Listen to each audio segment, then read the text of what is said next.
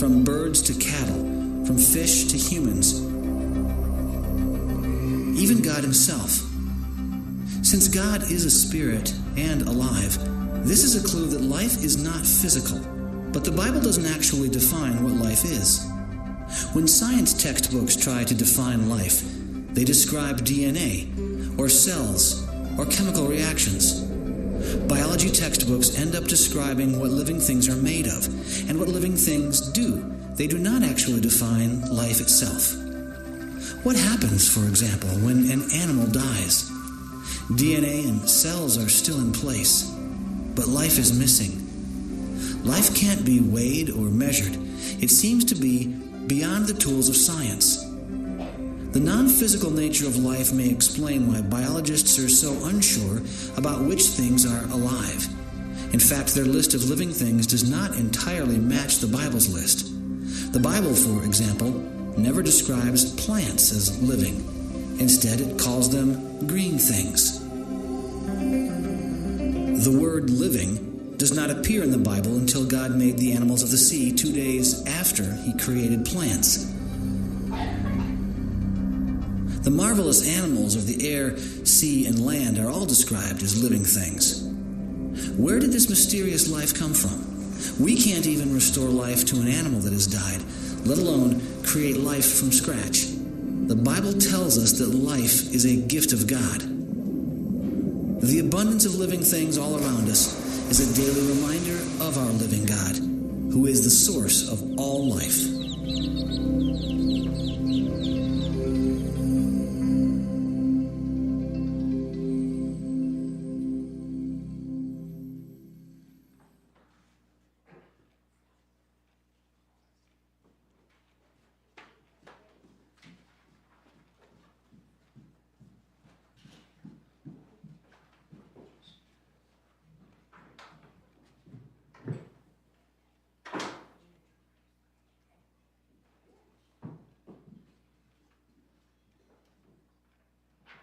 Even though God's people were in a cycle of sin since the beginning, God provided a way for us to know him, experience joy and blessing, and he gave the people back then and us his holy word.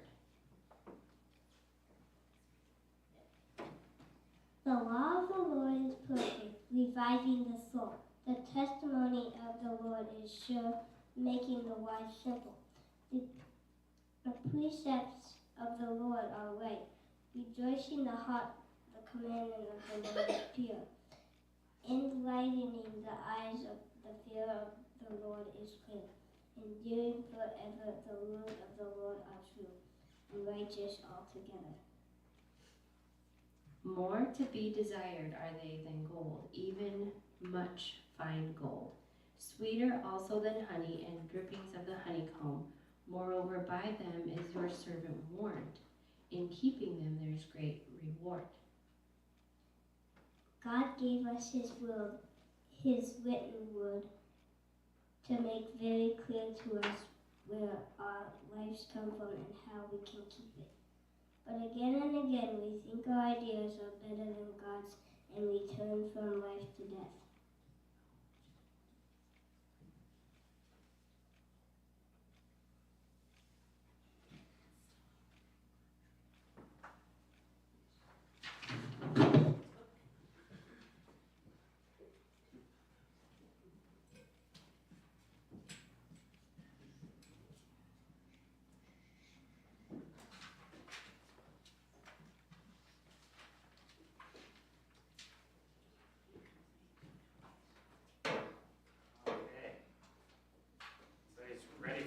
Again.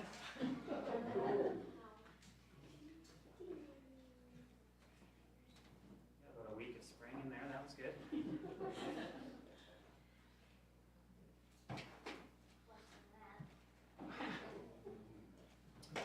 Yeah, that video I found interesting. It was kind of thought-provoking. Where does life come from?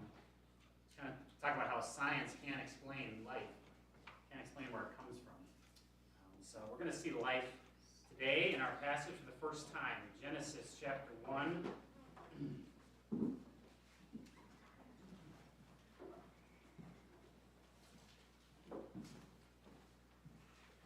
continue through. We saw the plants on day 3, but the plants were not given life. The Hebrew word for life, nefesh, does not show up until this day. The planets and the moon and stars do not have life, but we have life on day 5. So Genesis 1, verses 20 through 23 is where we will be focused on today. All right. And God said, "Let the water teem with living creatures, and let the birds fly above the earth across the expanse of the sky." So God created the great creatures of the sea and every living and moving thing with which the water teems, according to their kinds, and every winged bird according to its kind. And God saw that it was good. God blessed them and said, "Be fruitful and increase in number, and fill the water in the seas, and let the birds increase on the earth." And there was evening, and there was morning, the 5th day. Right.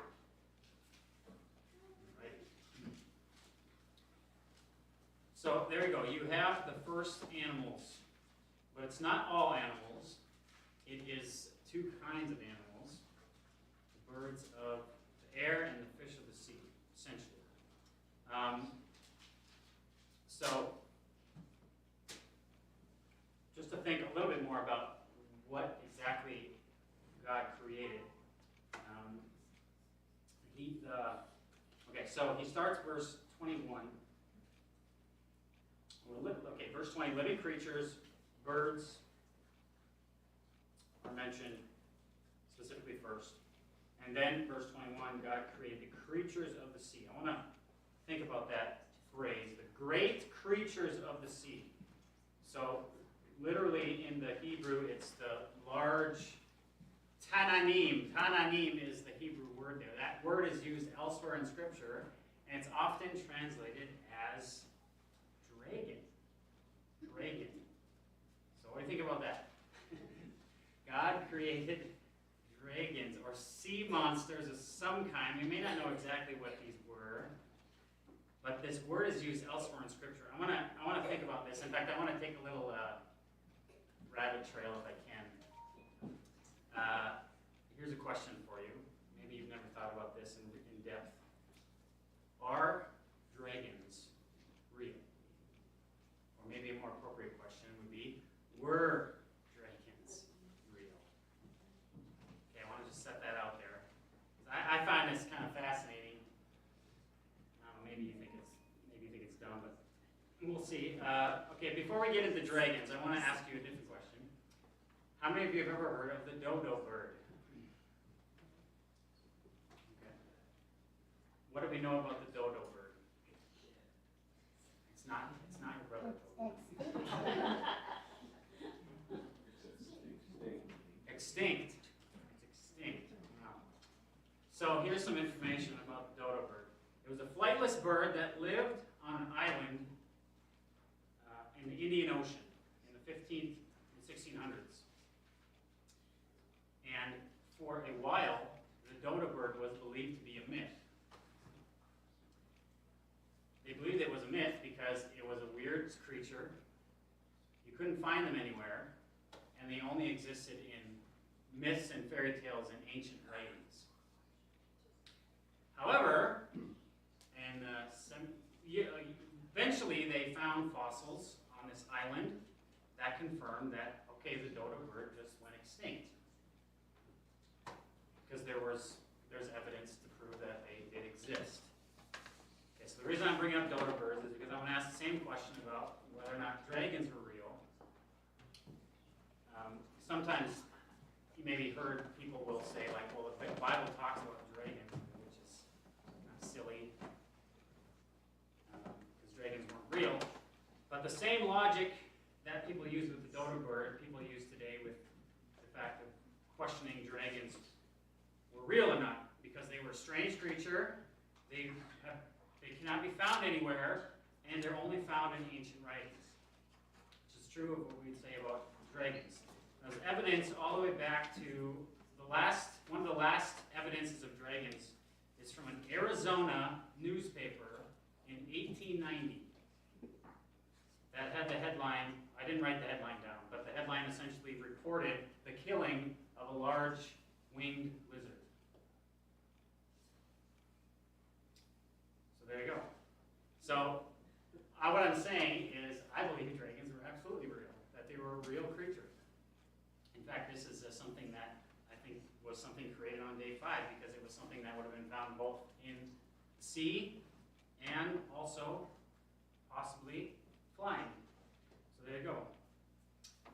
Also, other passages of Scripture. In fact, in your small groups later, we're going to look at a passage that talks about a dragon from Job 41. So you can talk about it in your small group more. But that's one of the animals that was created here on day 4. Also, it's interesting that in other creation accounts, oftentimes, like if there's other cultures that have different creation accounts, and a lot of times they'll speak about a battle that took place in the beginning of time, like between good and evil, or between a warrior and a dragon, or something like that. But here, there's no battle in our creation account. There's no battle. It's simply just God does whatever He wants. What's interesting is He creates the dragon, this scary beast. Because whenever the Bible does talk about a dragon, it talks about it as if it's a very scary thing, as I'm sure it was. Like a dinosaur, just as it's in the same category as dinosaurs. The other thing mentioned is it also includes all the animals of the sea, whales and sharks and jellyfish and SpongeBob probably is in there, and birds, squidward, flying animals. So you have the animals of the sea, and then flying animals, which would include obviously birds, bats, insects, things like that. And then the other thing to highlight is the fact that it uses this term according to their kind, verse 22. Now we saw this language with plants, that the plants in day 3 were also they were made according to their kind, and they were fruit according to their kind. The same language here, according to their kind. I want to think about what that means, and there's a clue as to what it means because it says that they are instructed by God to be fruitful and multiply. So what this means is essentially that it has to do with reproduction of the species. So their word had been various kinds created in the beginning. And those kinds would be able to reproduce within themselves, but that they would not be able to reproduce with an animal of another kind. So you can't have a whale reproduce with a dragon.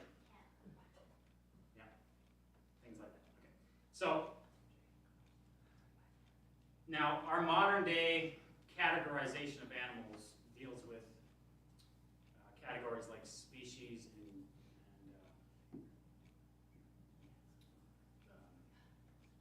and the language that we have today is different, and some of those categories are not the same as the type of categories that we would maybe use to speak of the animals that were originally here on day 5. But suffice it to say this much, that you would have had essentially like a shark kind. So a shark kind would produce all the various types of sharks: great white shark, hammerhead shark, tiger shark, other kinds of sharks. And you might have another one would be like for birds, you'd have the raptor kind, which would produce all of the types of raptor birds we have, like eagles and falcons, hawks, owls. There you go. So all of those animals can trace their lineage back to a parent species, but that there was no crossbreeding between the kinds. That's kind of basically the understanding. And then also we would have to factor in the ark. Of course, later on we have the animals entering the ark, and they would have been 2 of each kind, so that they could reproduce after the flood. So it's very possible that there would have been animals created before the flood that became but the parent species would have been preserved on the ark to carry on those species that we have today. The other thing of noteworthy in terms of this is that this very much conflicts with evolutionary theory in many ways, but particularly in the fact that evolutionary theory is built on this idea that all life came from one organism. So evolutionary theory posits that all life stems from a single common organism, otherwise known as universal common descent. And I was reading this giant book that I have in my office about universal common descent, and I was like trying to think about how I can explain this, and I just thought, no, this is it's way too advanced. I couldn't even understand everything in there, but this book was talking about all the reasons why universal common descent doesn't fit within scientific theory, or where there's holes in it. In other words, it was trying to say, like, not everybody agrees with the evolutionary theory paradigm, and there are good reasons to believe in this idea that there are different kinds that explains why we have such variation, rather than them all coming from one organism. So if you're really interested in that, I'll give you my book. I'm sure most of you have no interest in learning about that. That's fine. Also, evolutionary theory posits that marine life was formed first, and then plants, and then birds, which is also out of order from the way that they are in here. So that's one more reason why we just simply cannot mix evolution with creation. They're just completely different worlds that can't be mixed together. Either you have to believe one or the other. That's where I land with it. So it was good. God said it was good. Verse 21. Again, we see that language there. So anybody have a comment or question about day 5, animals, birds, fish? Now you guys all want to go fishing. What?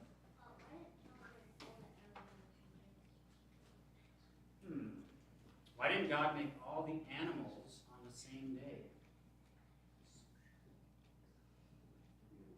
I have to ask him.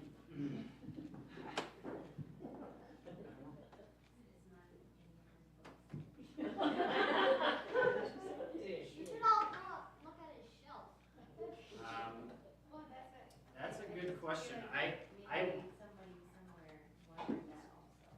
I'm wondering that. So yes, you're observant to notice that this is not all the animals. That we don't get the rest of the animals till day 6.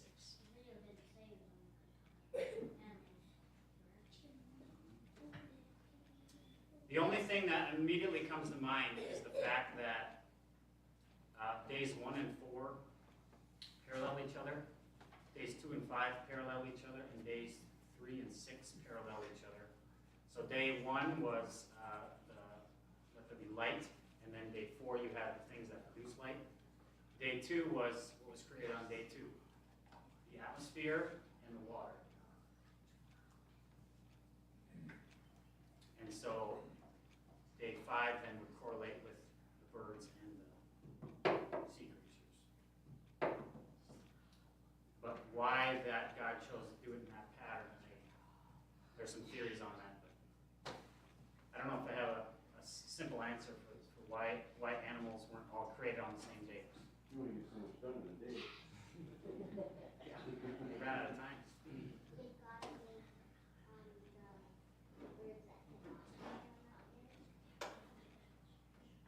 So, yeah, birds that cannot fly. So, like, yeah, what do you do with a penguin and an ostrich and a dodo bird? So the way I understand it would be that the parent animals from those types of birds likely would have flown at some point, which is why they have feathers. But through the process of adaptation and variation that occurs over time, if for whatever reason a bird gets in an environment where they can't fly, or it's harder to fly, if they get separated in some way for some reason, and they're not in an environment that allows them to fly, they lose that ability to do so over time. their ancestors may have been able to fly at one point, but now they don't. So that's to do with variation within the kinds, which is very much true and good. The birds, that's why we have all these variations of birds and different things like that. But we disagree with the premise that the birds came from the reptiles, that the birds came from sea creatures or something like that, right?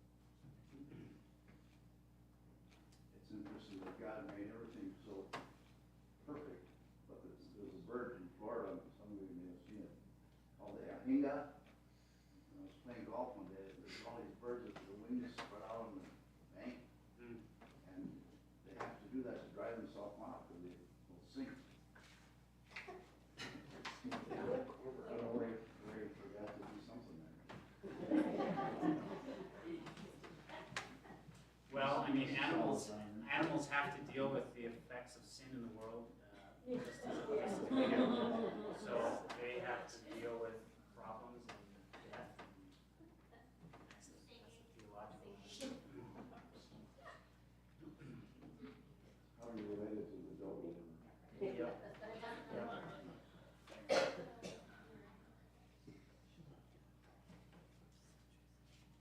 Yeah, no, that's good. That's good. All right, so what I want to do is move from creation to Christ, as we normally have been doing. So we're going to turn this time to the book of Mark. So flip all the way over there, and we're going to look at an example of a familiar story of another time when we have multiplication of fish. Example of multiplying fish, Mark chapter 6. I'm actually going to be looking at a large chunk of the book of Mark. We're going to start in 6, but we're going to make our way into chapters 7 and 8. I'm going to kind of do a flyby, so I encourage you to have a Bible. Mark chapter 6, starting with verse 30. We're going to start there. It tells us of a familiar story of the feeding of the 5,000. So I'm going to read Mark 6, verses 30 through 44. Start.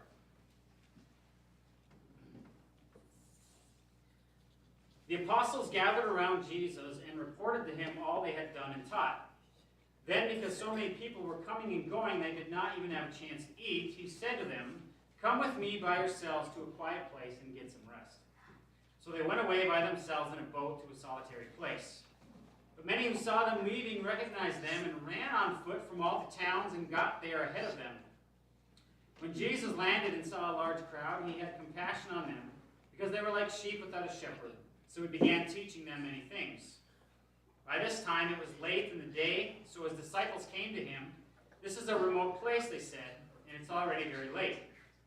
Send the people away so they can go to the surrounding countryside and villages and buy themselves something to eat." But he answered them, "You give them something to eat." And they said to him, "That would take 8 months of a man's wages.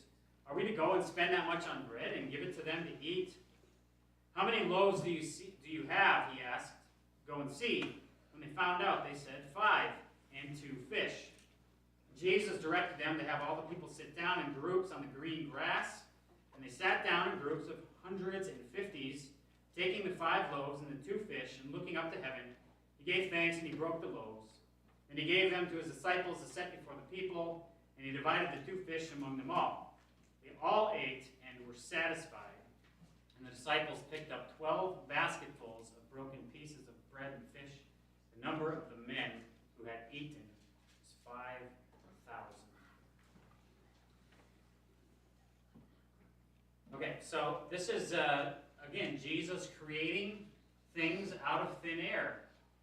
Creating bread and fish out of thin air, just like God did on day 5 with fish. Now, Jesus is doing this. Why is Jesus doing this? The situation is, there's all these people coming to see Jesus, coming to hear his teaching, and the disciples realize that they're hungry. He says, "Hey, let's feed them." And so Jesus says, "Okay, let's see what we got. We got a few bread, a few fish." And he miraculously feeds all of them with so much so that they're all satisfied and there's leftovers. So this speaks obviously to Jesus' compassion, his ability to provide for people who are in need. And he's going to use this miracle to serve as an illustration. Okay, so oftentimes his miracles would serve this purpose of some type of an illustration or teaching behind it. Okay, so what I want to do is we're all familiar with that story. I want to keep going. I'm not going to read all of this, but I want to kind of briefly think this through, what's going on here. From here, if you follow along with this, the next story in your Bible will talk about Jesus walking on water, which is another miracle. Familiar story. They're in the boat, there's a storm. He walks on water, and Peter has his doubts. But I want to jump down to verse 51.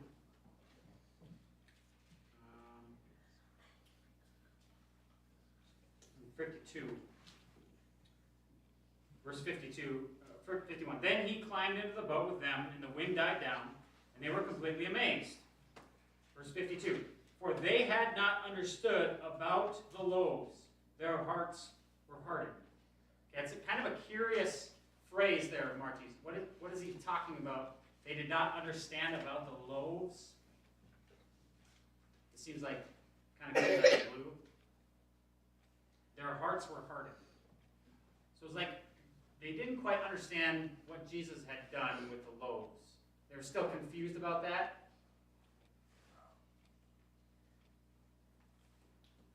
They're not quite sure what Jesus is doing. I think that's kind of where we're at. Okay, from there into Mark chapter 7, you have this, Jesus gets into basically an argument with the Pharisees, as he's prone to do, and there's an argument over what it means to be Jewish. And so there's this argument about how they should be cleaning themselves or washing their hands before they eat, which had to do with Jewish custom laws. Verse 4, the Pharisees are kind of complaining about the disciples not obeying these Jewish laws. And Jesus basically tells them, you guys are way too concerned with these customs. You need to be more concerned about the heart. And because people need to be clean from the inside out. And so he goes in and he talks about how people are evil and need to be clean from the inside, not just the outside. The Pharisees were concerned with the outside. Jesus is concerned about the inside. Verse 23, the last verse of that section, says, Jesus says, all these evils come from inside and make a man unclean. So Jesus is saying, let's be more concerned with what's going on the inside of someone rather than what's on the outside. Okay, so from that point, Jesus is almost kind of like fed up with dealing with the Jewish people. And it says, verse 24, that he heads out of there and goes to a different place. Jesus left the place and went to the vicinity of Tyre, which is, if you know your ancient Israelite geography, is Gentile territory. Okay, so this means that he's leaving the Jewish people and he's heading to a different territory. It's kind of like maybe going from Minnesota to Wisconsin, okay? So now he's got to deal with Wisconsin. Yep. So he's entering Gentile territory. And the next two stories after that are Jesus dealing with Gentiles and healing them, which was a bit of a surprise. Now we see it, verse 26, the woman was a Greek, meaning she was not Jewish, and he goes on to heal her daughter of a demon. And then the next story after that is the healing of a deaf man who would have been a Gentile. Okay. Now we're going to get to chapter 8. And what we're going to see here might sound familiar. I'm going to try to wrap this all up, wrap this together. If you read chapter 8, verses 1 through 10, you will start to, if you read that, scan it, you'll notice some of the same things that happened in chapter 6. Namely, you have a bunch of people, they're hungry, and Jesus is going to feed them miraculously. The disciples are concerned that they are hungry. How many loaves do you have? He tells the people to sit down on the ground, and they have 7 loaves and some fish, and they, what do you know, hand out the fish and bread to everybody there. Verse 9, about 4,000 men were present there. So here you go. Actually, it's almost a repeat of the story we had in chapter 6, repeated, and Jesus feeds 4,000. Now, what's notable about this is the fact. What's that? Oh. So, what are the differences between the feeding of the 5,000 and the feeding of the 4,000? Besides the obvious difference of people, there's mostly the same, but there's a few differences. You might notice that in the first story you had 5 loaves and 2 fish, and there was 12 baskets left over. In this story you have 7 bread, and it just says a few fish, and there was 7 baskets left over. But what's noticeable, and actually you wouldn't notice this if you have an English Bible, is the word for baskets in Mark 8 is different than the word for baskets in Mark chapter 6. The reason why there's 2 different baskets is because they're from 2 different regions. Remember, he was in Jewish territory in chapter 6. Now he's in Gentile territory in chapter 8. They had different types of baskets they would use, just like people in different parts of states have their own customs or whatever. So what does that tell us? It tells us that Jesus ministered to the Jews, and he's ministering to the Gentiles. And he's doing it in the same way. He's doing the same thing. The bread is an illustration of him. That in another place in the Bible, he talks about how he is the bread of life. This illustration is to say that Jesus is for everybody, whether you're Jew or whether you're Gentile. Jesus will feed you, he will satisfy you, he will give you what you need. That's all well and good, but there's a tragic part of this, and if you continue in Mark chapter 8, verse 14, it goes back to the disciples. It says, the disciples had forgotten to bring bread except for 1 loaf that they had with them in the boat. Be careful, Jesus warned them. Watch out for the yeast of the Pharisees and of Herod.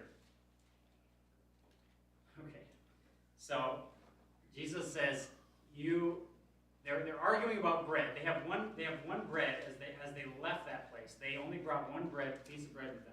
So they're arguing about how they themselves now, at this point in the story, have no bread.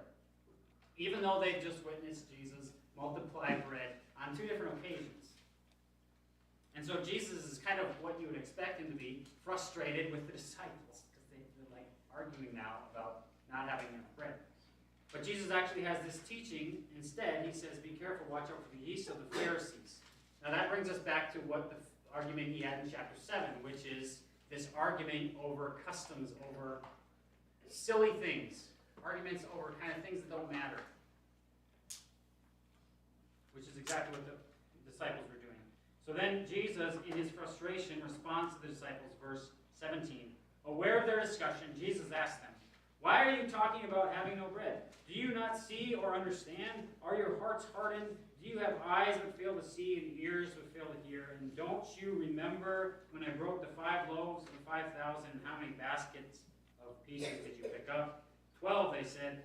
And when I broke the 7 loaves for the 4,000, how many basketfuls of pieces did you pick up? And they answered 7. And he said to them, do you still not understand?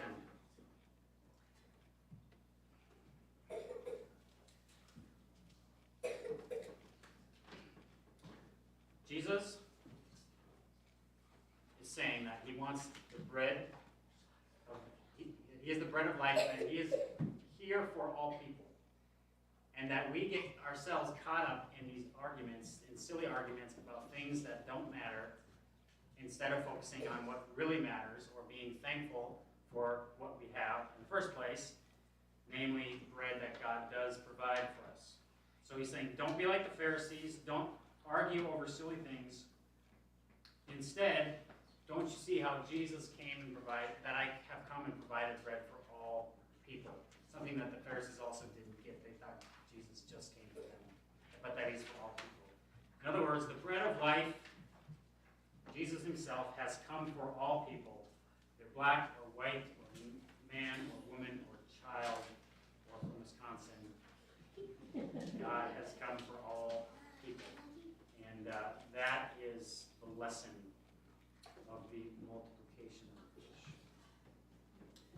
so we're gonna spread you out into groups. John, would you put up that last slide again? I'm gonna give us I'm gonna number you off. Kids, you can